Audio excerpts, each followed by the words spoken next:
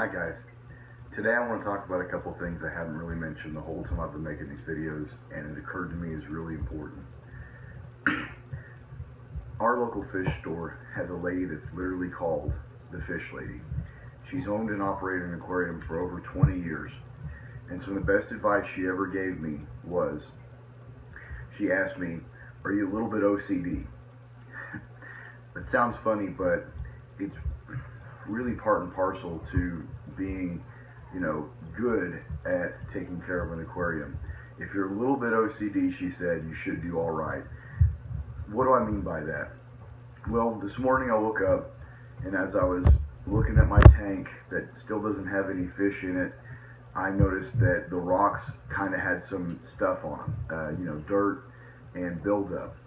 So I took the time to get in there and clean them off because I really wanted them to pop. I wanted them to have the defined lines. And remember, the rocks are a filter, just like your filter. So you need to have them clean so that they can soak up the nutrients that they need to soak up. So just so you guys know, what that's called when you're taking care of your aquarium, that's called husbandry. I know it sounds silly to call it husbandry, but anytime you spend time changing water or cleaning your rock or managing your corals or whatever it is that you do, that's called husbandry. Okay? The other thing I want to talk about is more than once, you guys, this tank has got cloudy and had silt in it. I know you guys saw in the very first couple of videos that the sand had built up and I had to take off my filter. First I unplugged it. I took my filter off, I took my carbon filters out of my Emperor 400 and I washed them and scrubbed them and got all the silt out. I've had to do that 2 or 3 times in the course of all these videos. So don't think that the first time you clean out your filters, that's going to be it, you'll never have to do it again. There's going to be upkeep, there's going to be husbandry that goes along with this hobby. So don't give up. If you've made it this far, you're almost where you need to be to add fish, and then all the fun starts to happen. So the other thing I wanted to talk about is what's known as redundancy. Redundancy. A better way to put that is just making sure that you have everything ready.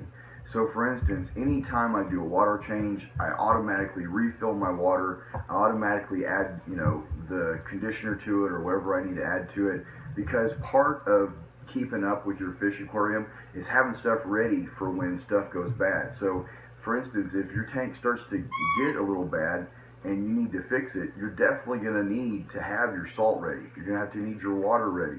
You're going to need, if something comes up where you need to use some kind of chemical to fix something, you're going to want to have it in advance.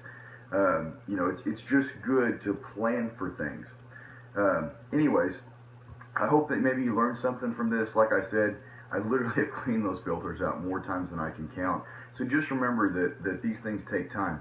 Now, the last thing I wanted to mention, the sand that I use is that direct live Caribbean sand.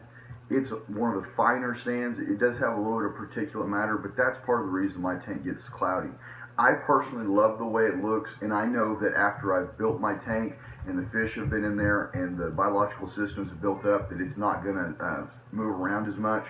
But that's something I have to deal with in the meantime until it does. If that's something that you're not interested in, make sure you check out some of the other sands that are available that have a lot more bigger pieces of matter in it, not such fine-grained sand, and that'll also help you with silt and doing water changes and things like that. I'm glad you're still here. As always, this is the Humble Aquarist, just happy to be a part of helping you guys out, and I hope to see you again next time.